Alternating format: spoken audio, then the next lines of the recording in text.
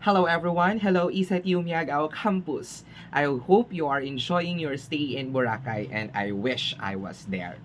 To our campus administrator, Dr. Ramon N. Emmanuel Jr., Head of Instruction, Dr. Lori D. Bentula, Administrative Officer 5, Maria Luisa N. Iman, Department Heads, Isatyu staff, participants, ladies and gentlemen, a pleasant day to all of you.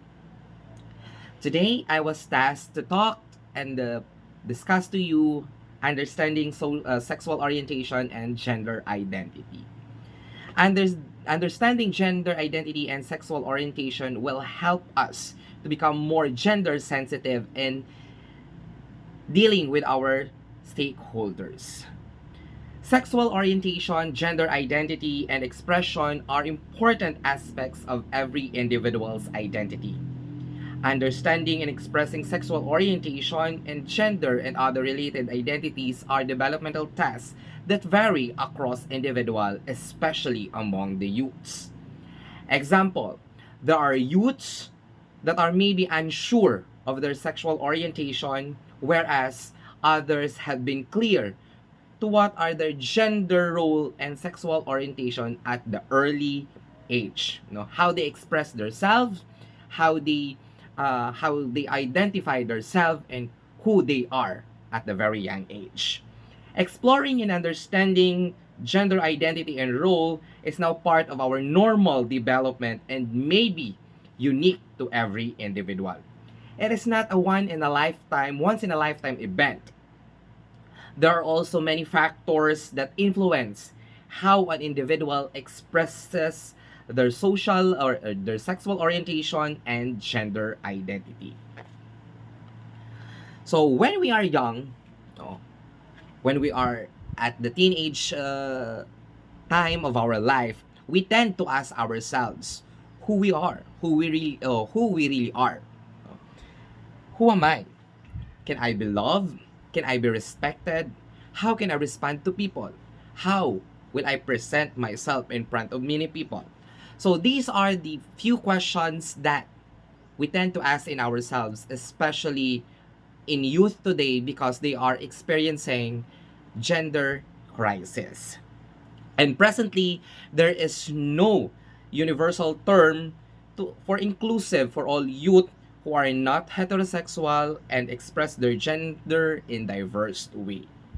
We have its commonly used acronym, what we call the LGBTQ, that refers to all diverse gender in the community. So, what is sexual orientation and gender identity? So when we speak about gender, it refers to a combination of our body parts and chromosomes and how we feel about having both. No? Gender is how we feel about having both, what is real, what we perceive. It is our own self-conception as being a woman or a man. No? It is our sex assigned at birth. So, kung paano kita naging bata, that is our gender biologically. No? If we're going to compare a man and a woman or a boy or a girl, we can say that someone who is born with vulva and ovaries are what we call female or a girl, and someone who is born with penis and testicle is what we call a boy. So that is gender. So gender is somehow usually matches to our inner feelings or to what we feel inside. It matches with our physically body or with our body parts. If we see that they have a vulva and they have an ovaries, they are female. If you see to yourself that you have a penis and you have a testicle, then you are a male. Ba? That is gender. But not always. For some people, how they feel on the inside doesn't match to their sexual body parts. Maybe they have a penis, but they don't feel that they are a male. Maybe they have a vagina, but they don't feel that they are female. That is also gender. And that uh, they are belong to, or they are people, they are the people we call transgender or just trans, no. Maghambal gani kita nga trans, no. They are they define themselves, or they identify their gender based on what they feel, no?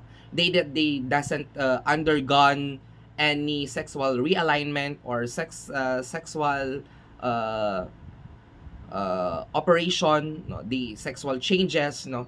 They are just transgender because what they feel inside does not corresponds or does not matches to what is their sexual body parts. Pero kung maghambal naman kita nga trans woman or transsexual, these are the people, or these are group of people who undergone sexual realignment or sexual uh, operations. So, when we speak of gender expression and gender identity, they are two different terms, no? When we speak of gender identity, this is what they call themselves, no? How we call themselves, how we see ourselves, no? It's either female, male, transgender, gay, lesbian, etc. And it doesn't matter how people will call them. How they feel inside is what is the most important to them. While maghambal naman kita nga expression, no, a person's gender expression is how they let people know their gender are, how they express themselves, how they act in front of people, how the way they talk, their body language, how they will be addressed to, and how they respond to people, no. And these are all gender expression, how they speak, how they dress, no. In order nga, even though they are not they are just walking around the street, mahambal natin nga ay amo na ana gender.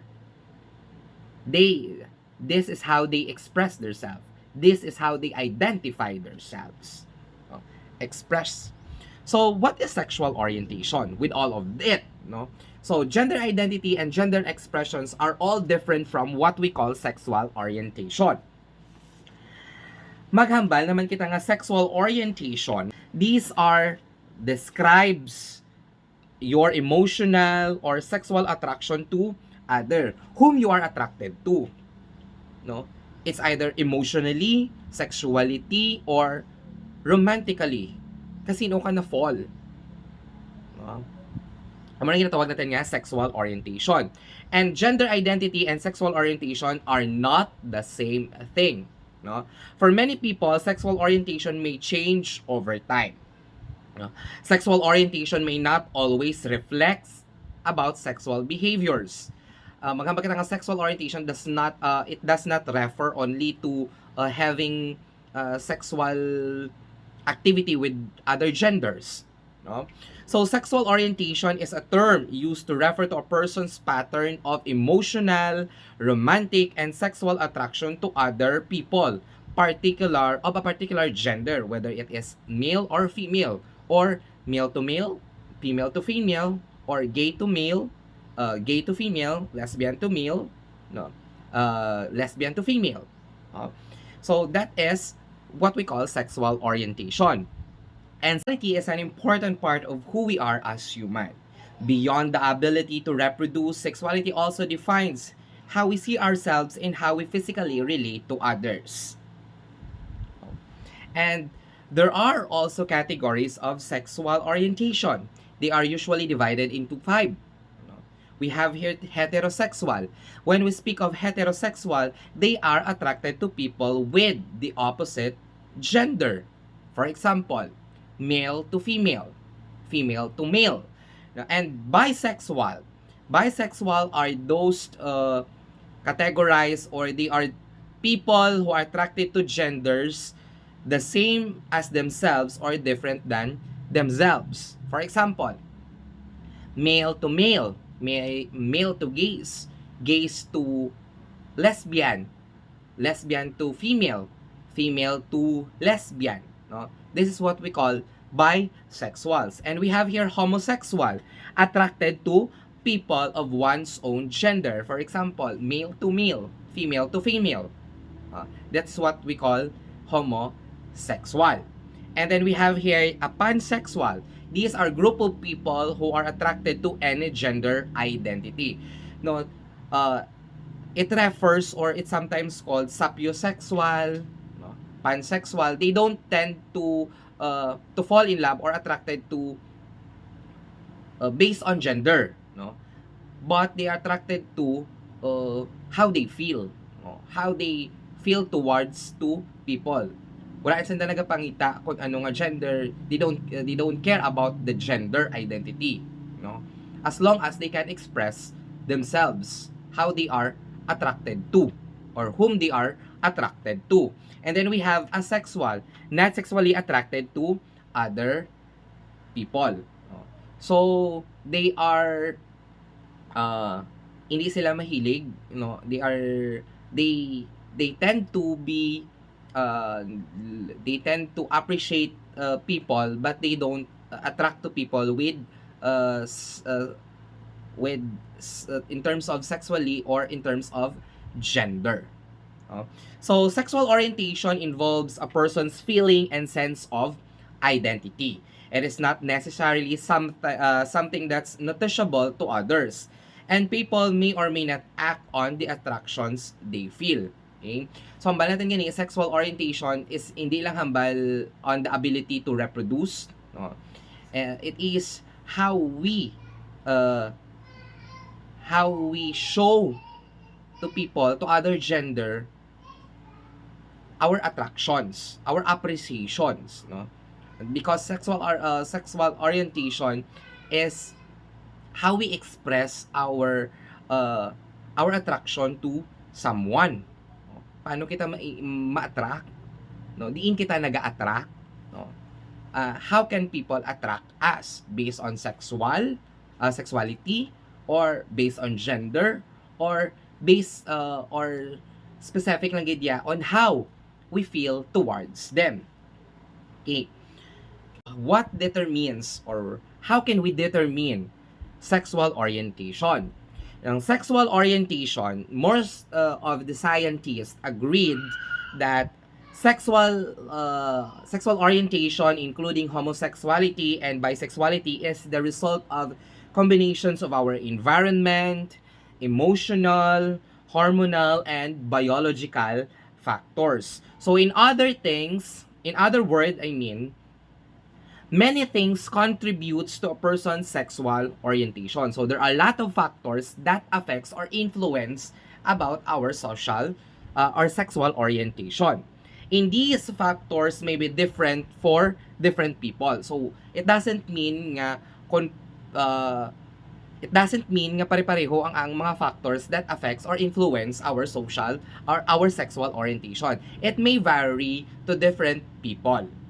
It depends on their environment, and it depends on their emotional, depende naman how on their hormonal, paano sila ano ang mga experiences nila from teenage to adolescence, what are their experiences, and most especially on biological aspects. So it varies across gender, and it varies on different people. Ang ating sexual orientation.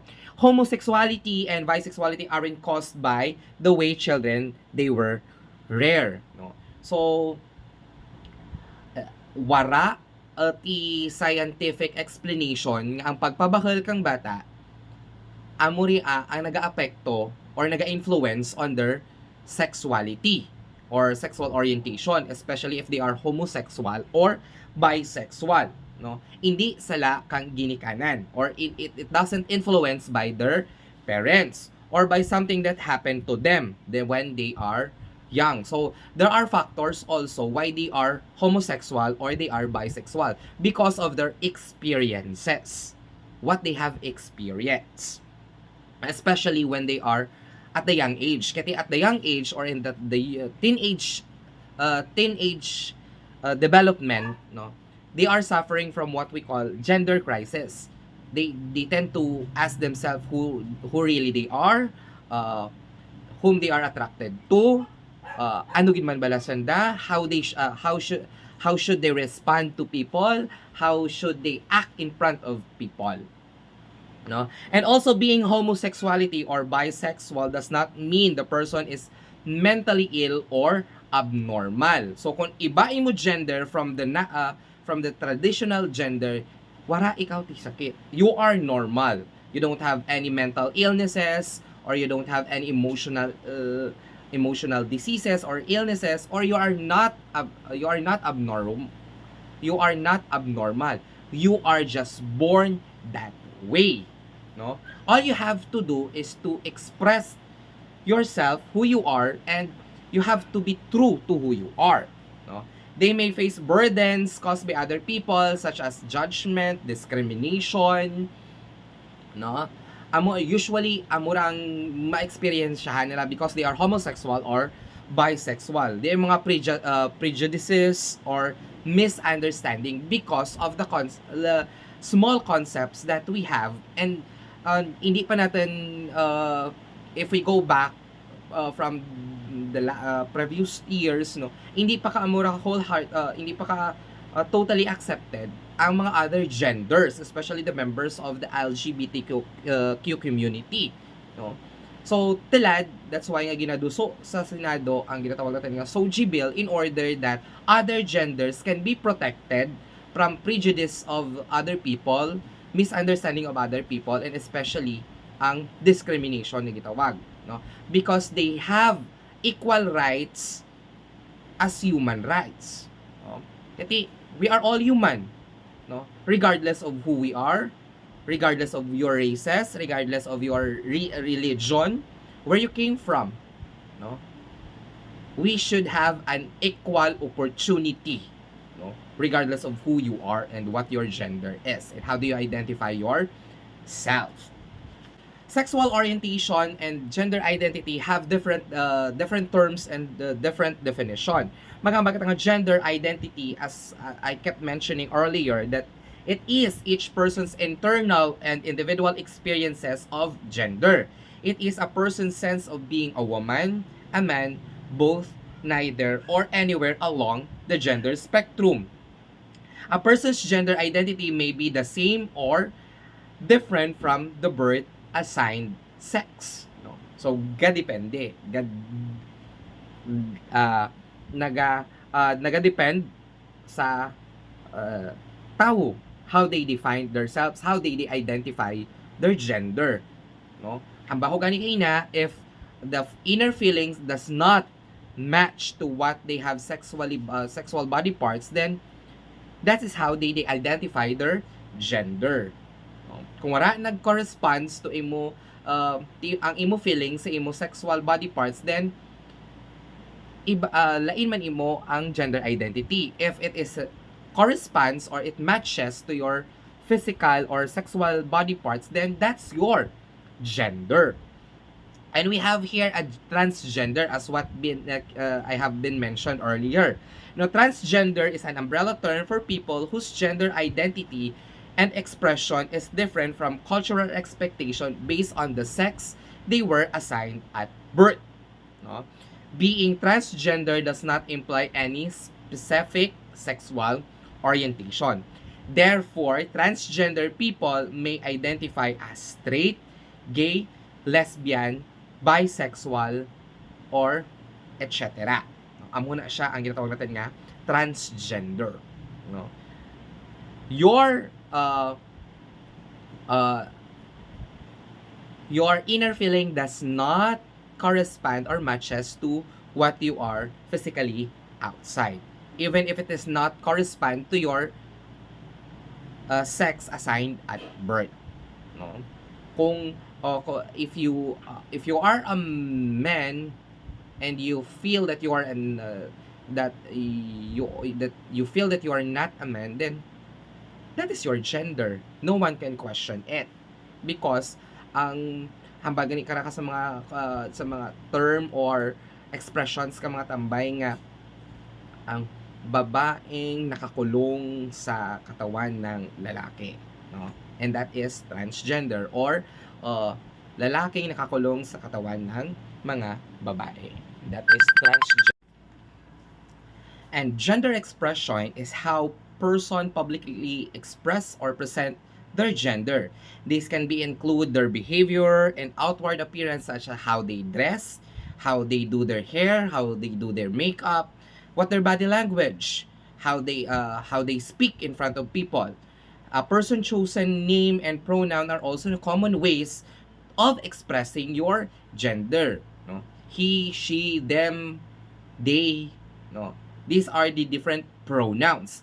Others perceive one's person gender through these attributes. So, physical attributes, how they dress up, how they do their body language, how they speak in front of people. No, these are attributes or characteristics. How can identify person gender identity of a person. No? And gender transition. Magamba kita nga gender transition, this is the process by which some people strive to more closely align their internal knowledge of gender when with its outward appearance. No? Some people socially transition whereby they might begin dressing, using names and pronouns, or be socially recognized as other gender. So, if they are they are a group of people under transgender, you know, some of them are undergoing what we call gender transition because they want to express themselves freely on how they identify themselves based on their gender. No? Amo na gitawag natin nga gender transition. No? Especially kapin pagit ang mga tao nga they have undergone sexual realignment or sexual operations, no, to become a male to become female, a female to become male, no. So there are gender transition and there are also ang mga ano ra gani mga therapies, no, ang psychological therapies, no, nga gina-undergo kananda in order that para nga ma-perceive they can accept, they can totally accept kung ano man ang pang change nanda sa andang lawas, no. They can totally accept what people may say to them or may express about them. And we have here gender dysphoria.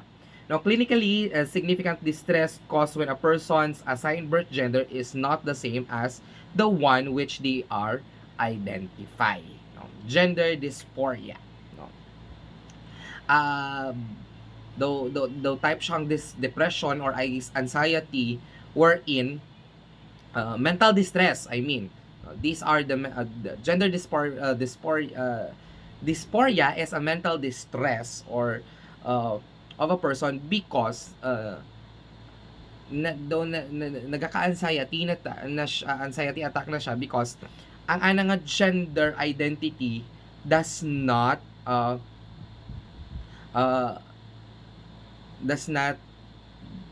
matches to what they feel, no, to what they identify themselves, no. That's why amo ra mga ginaka-experience nanda.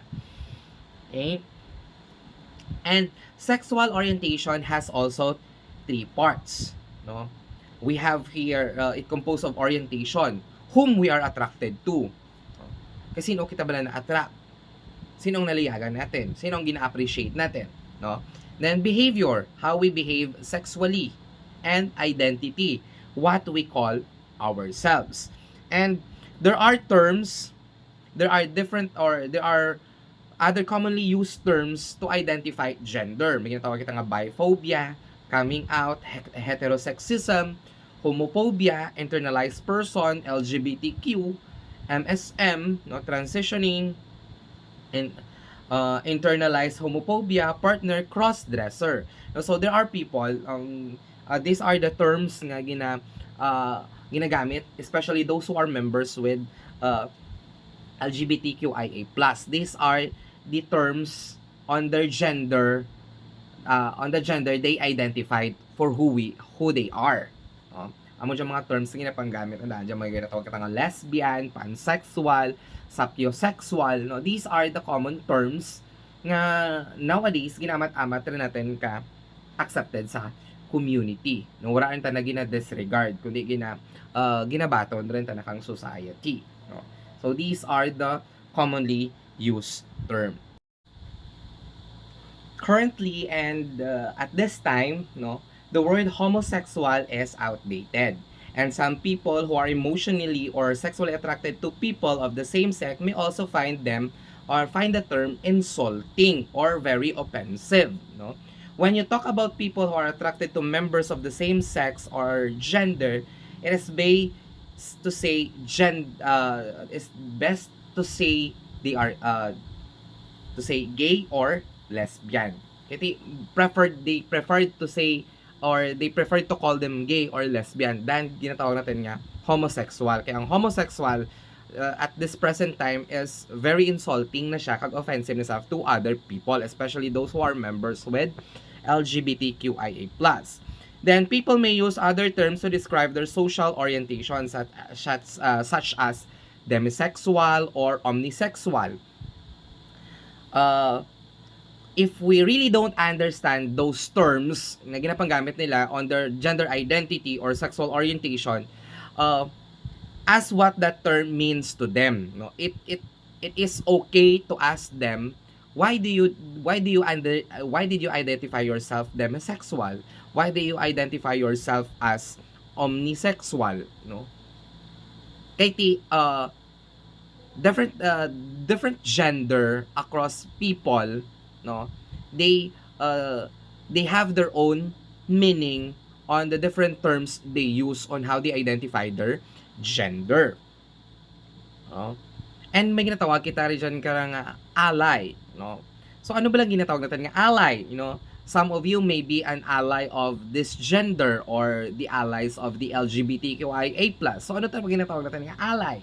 No, ang ally natin, ally means, you might also hear this word, no, when people talk about sexual orientation, no, an ally is someone who advocates or supports the human rights of sexual and gender minority people by challenging discrimination and heterosexism. No? That's why our Senate is pushing for the approval of the SOGI bill in order that all gender or across all gender can be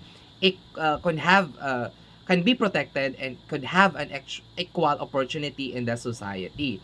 And those Senate nga nagpush kang amo kadyo nga bill no, to be approved by our president or to be signed by our president, they are what we call ally. Even especially those people nga group of peoples or people around you who supports you not only physically, mentally, emotionally, no, there are what we call ally, no? Especially your friends, your close friends, and even your relatives or family members, as long as they support you for who you are, what you are, and how do you identify yourselves. Discrimination, heterosexism, and cissism are those some of prejudice or mga judgment kang mga tao kang mga people around us, no, especially to the members of the LGBTQIA+. So discrimination is very rampant, no, kag tanan nga members of LGBTQIA+ community are all vulnerable to it, and some of the people nga mga normal, no, are also vulnerable to what we call discrimination. This is an act or a practice, comment, or behavior towards people that can give threats to someone in a way that they don't want to be treated based on their sexual orientation, gender identity, or expression, especially their religion, ancestry, race, age, disability, marital status, no, being single or married, no, family status, or source of income. While ang gitawag natin nga heterosexism is a discrimination against someone who identifies as lesbian, gay, bisexual, transgender, queer, two-spirit, no, or other sexual orientation or gender. Heterosexism is a bias as it assumes the heterosexuality is the normal sexual orientation. Na amon siya ang mga mindset ka mga tao bala nga now at traditional, tamaan ka traditional nga they don't accept any gender, no? They only accept the gender as male and female based on the culture, no? Kag kung ano man ang traditional nga gender para kananda. No? And then sexism is a prejudice or discrimination against someone whose gender is different than what is assigned at birth, such as transgender, non-binary, genderqueer, or two-spirit. Mo ginatawag natin nga sexism. Okay? So, in order to avoid those prejudice and judgment to the members of the LGBTQIA+, we must understand our sexual orientation, the gender identity, how they identify themselves, how they express themselves, no? And as long as they do not harm any people, then they could be what they want to be. Blah. Do not discriminate them. Have them respects in order that people around you will also respect you. Okay? The bottom line here is you have no matter what you are, no matter who you are, no matter whom you are attracted to or sexual with, you have the responsibility to respect yourself and show respect to people. And you have the responsibility to uh, give worthy to give worth to yourself, to be worthy of yourself and to be worthy of the gender you are identified with. And you have a responsibility to both you and your partner to practice safe sex in order to stay healthy. Thank you and God bless.